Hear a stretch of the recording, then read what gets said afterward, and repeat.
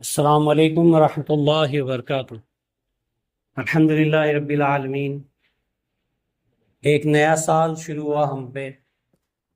قرآن میں آتا ہے کہ ہر دور گزرتا رہتا ہے اور منزلیں اپنی اپنی پار کرتے رہتا ہے۔ تو ایک دور گزر گیا، پھر سے زمانہ اسی دور پہ آ گیا جس سے ایک سال پہلے قبل تھا۔ حقیقت تو یہ ہے کہ جیسا سال گزرتا ہے بہت سی قومیں جو ہے اس کی خوشی مناتے ہیں، در حقیقت وہ ایک سال گزر جاتا ہے، ایک سال ضعیف ہو جاتا ہے۔ جس طرح ہماری زندگی ہر سال کم ہوتے جا رہی ہے، اسی طرح اس زمانے کی دنیا کی بھی زندگی کم ہوتے جا رہی ہے۔ آپ دیکھو گے کہ قیامت کے جو آثار ہیں بہت تیزی سے نما ہو رہے ہیں۔ اس میں سے ایک سال اور گزر گیا، مطلب اس زمین کا، جس روح زمین پہ ہم رہ رہے ہیں اس کا بھی ایک سال کم ہو گیا، زندگی اور کم ہونی ہے۔ ہم یہ بھی دیکھتے ہیں کہ بہت سارے قومیں جو ہے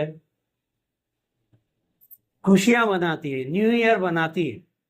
کچھ قوم جو ہے خوشی مناتی ہے 31 دسمبر کو، ہم دیکھتے ہیں کرسچن وغیرہ جو ہے وہ بہت دھوم دھماکے سے اپنی خوشی مناتے ہیں، اور کچھ قوم ایسی ہے جس کو ہم شیعہ کہتے ہیں، وہ ماتم سے شروع کرتی ہے۔ اس سال کا جیسا پہلا دن آتا ہے وہ ماتم کرتی ہے، مگر ہم محبت رکھنے والے، اہل بیت سے محبت رکھنے والے جو ہے نہ خوشی مناتے ہیں نہ ماتم کرتے ہیں، کیونکہ یہ جو مہینہ ہے قرآن میں آتا ہے کہ اللہ نے جب سے روئے زمین قائم کی، اس زمین پہ 12 مہینے کو فکس کر دیا، جس سے زمین اپنے واپس اس مقام پہ آتی جہاں سے شروع ہوئی تھی۔ تو سال کے 12 مہینے قرآن سے ثابت ہے، اور اس میں اللہ نے یہ فرمایا کہ اس میں سے 4 مہینے حرمت والے ہیں۔ 12 مہینے میں سے 4 مہینے مطلب 1/3 حصہ جو ہے وہ حرمت والا ہے۔ حرمت والا مطلب عزت والا اور اللہ کی طرف وہ محبوب مہینے ہے۔ اس میں سے 4 مہینے میں آپ کو بتا دوں، اکثر لوگ جانتے نہیں ہیں کہ 4 مہینے جو ہے وہ ذی القعدہ ہے، ذی الحجہ ہے، محرم ہے۔ یہ 3 جو مہینے ہم ابھی گزر رہے ہیں، پچھلا مہینہ جو 2 مہینے کے، وہ جس مہینے میں ہم گزرے ہیں آج پہلا دن محرم، وہ اور ایک ہے رجب۔ یہ 4 مہینے کو حرمت والے مہینے گئے کہا گیا۔ اب حرمت والے مہینے سے کیا مراد؟ اب محرم کو ہی لے لو، یہ حرمت والا مہینہ ہے۔ تو یہ مہینہ ایسا مہینہ ہے کہ دور جاہلیت میں بھی جیسا یہ مہینہ شروع ہوتا تھا، خود کافر بھی اس مہینے میں جنگ و قتال نہیں کرتے تھے، اس کی عزت اور احترام کرتے تھے۔ عربوں کا یہ دور رہا کہ وہ ایک بار جنگ لڑتے تھے تو ایک کے پیچھے ایک مسلسل مہینوں تک جنگ لڑتے تھے، مگر جیسا یہ محرم آتا تھا، حرمت والے مہینے آتے تھے، جیسا چاند دیکھتے تھے سب اپنے اپنے گھر لوٹ جاتے تھے کہ نہیں، یہ عزت والا مہینہ ہے، یہ احترام والا مہینہ ہے، اس میں جنگ و قتال اور خون حرام ہے۔ اسی حرمت کو نبی کریم صلی اللہ علیہ وسلم کی امت پہ بھی قائم رکھا گیا۔ ہم پہ بھی یہ قائم ہے کہ اس کی حرمت ہم قائم کریں، نہ اس میں ہمیں جنگ کرنا ہے، نہ قتال کرنا ہے، نہ فساد کرنا ہے، نہ جھگڑے کرنا ہے، نہ ایک دوسرے کی خامیاں ڈھونڈنا ہے، نہ ایک دوسرے کے بہتان لگانا ہے، نہ کچھ کمزوریاں ڈھونڈنی ہے۔ ایک دوسرے کی امداد کرنی ہے، ایک دوسرے کی طرف راغب ہونا ہے اور خوشگوار زندگی گزارنی ہے۔ اس مہینے کی نسبت سے تو یہ کہوں کہ یہ مہینہ جو محرم ہے، 4 حرمت والے مہینوں میں سے بھی اس مہینے کو اللہ کا مہینہ کہا ہے۔ 4 مہینے حرمت والے ہیں، اس میں سے اس ماہ محرم کو اللہ کا مہینہ کہا گیا، اس کو اللہ کی نسبت دی گئی۔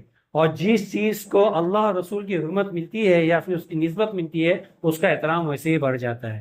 جیسا مسجد کو اللہ کا گھر کہا گیا تو یہاں پہ بے حرمتی لازم نہیں ہے۔ کعبۃ اللہ کو کہا گیا، قرآن کو اللہ کا کلام کہا گیا۔ جس چیز سے اللہ اور رسول کی نسبت بڑھتی ہے اس کا احترام بڑھتا ہے۔ تو ہمیں یہ جاننا چاہیے، یہ کان سن کے سن لو کہ یہ جو ہے اللہ کا مہینہ ہے، اس میں خود کی گناہ سے بھی آپ کو بچنا ہے۔ اوروں پہ ظلم کرنا تو دور کی بات، اپنے آپ پہ بھی ظلم کرنا اس میں حرام ہے۔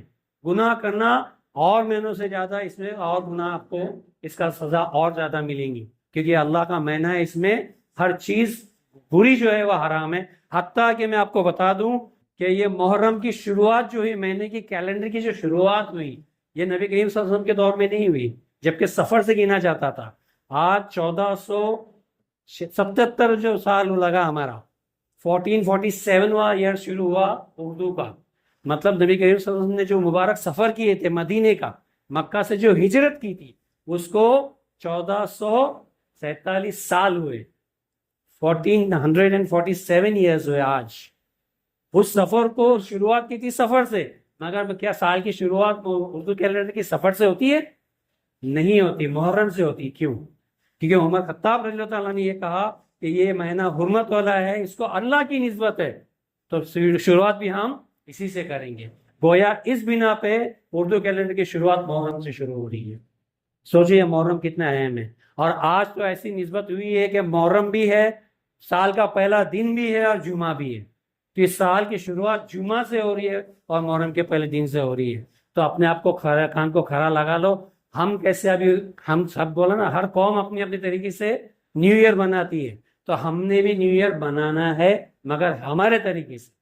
ہمارا طریقہ کیا ہے؟ ہمارا طریقہ اسلاف کا طریقہ ہے، ہمارا طریقہ اسلاف کا طریقہ ہے، اور ان کے طریقہ یہی رہا کہ گناہوں سے پہلے، سب سے پہلے گناہوں سے توبہ۔ اپنے پچھلے سال کے گناہوں کو یاد کرو، اپنی پچھلے زندگی کے گناہوں کو یاد کرو، اور سب سے پہلے توبہ کرو۔ اور توبہ میں نے کہا دو تماچی ادھر دو تماچی ادھر ماننے کو نہیں کہا جاتا، توبہ اسے کہا جاتا ہے کہ جس سے ایک بار توبہ کر لی وہ گناہ واپس نہیں دہرانا ہے، وہ گناہ ہوتی ہے، وہ توبہ ہوتی ہے۔ تو اپنے گناہوں سے توبہ کر لو۔ بے شک میں بھی اس میں شامل ہوں کہ ہر کوئی ہر گناہ سے توبہ نہیں کر سکتا، اتنی ہم میں طاقت نہیں ہے، تو کم سے کم ان گناہوں سے تو توبہ کر لو جو خود کو غلطی ہے۔ ہر انسان اپنے آپ میں جھانکے، وہ جانتا ہے کہ میرے میں ایک گناہ ایسی ہے جو خود کو غلطی ہے، تو کم سے کم اس گناہ سے توبہ کر لو، اس سے دور ہو لو، ایک گناہ سے تو توبہ کر لو، اور ایک نیکی کی طرف راغب ہو جاؤ۔ اور سب سے بڑی نیکی اور سب سے بڑی چیز راغب ہونے کے لیے آج کے دور میں جو ہے وہ نماز ہے، کہ 5 گانا نماز پڑھنے کی توفیق کرو، اللہ توفیق دے، اس کی کوشش کرو کہ 5 گانا نماز مسجد میں پڑھیں گے۔ اگر با جماعت مسجد میں نہیں پڑھ پائے تو قضا تو نہیں کریں گے۔ یہ 2 عہد کر لو، کم سے کم 2 عہد کر لو کہ جو بڑی گناہ ہے، جو ہم کو غلطی ہے، اس گناہ سے سچی توبہ کرتا ہوں، اور 5 ٹائم کی جو نماز ہے با جماعت نہیں تو بے جماعت، مگر قضا نہیں کروں۔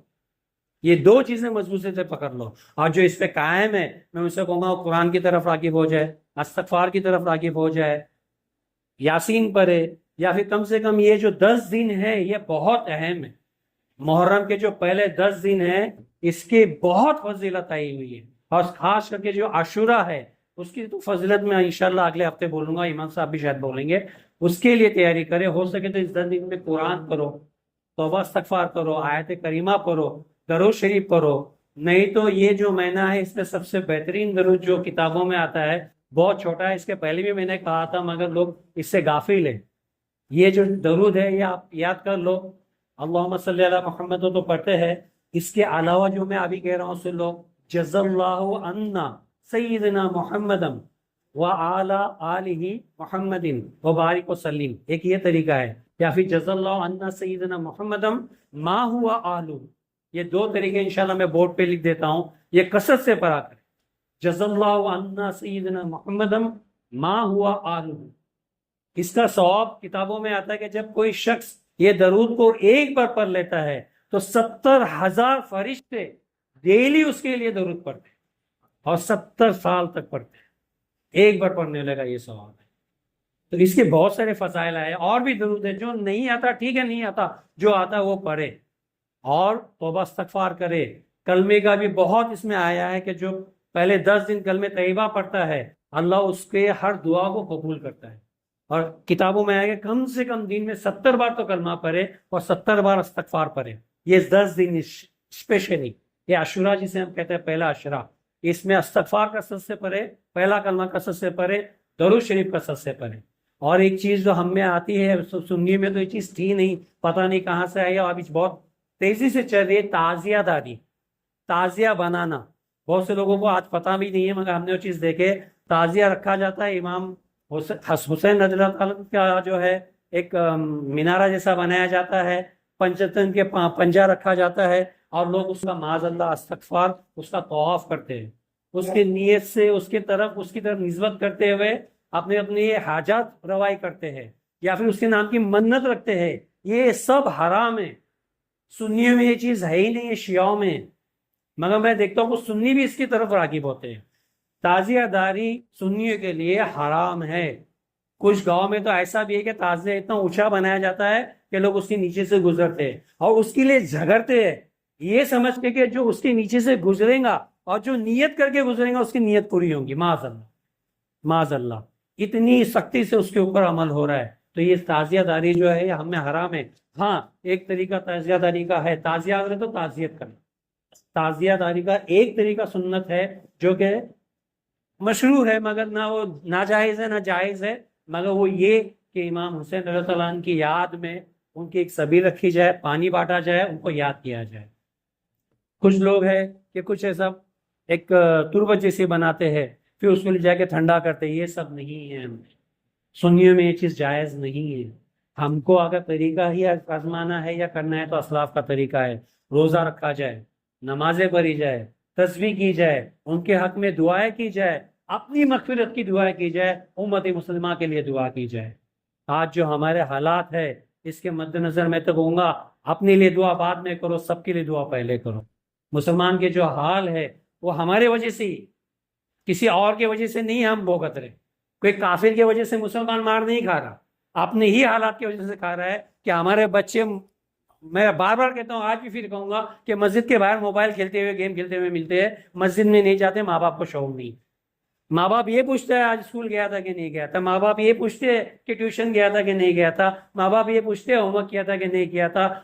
بہت کم ایسے ماں باپ ہوں گے جو رات میں بچے کو پوچھے آج 5 ٹائم کی نماز پڑھا کہ نہیں پڑھا، باجماعت پڑھا کہ نہیں پڑھا.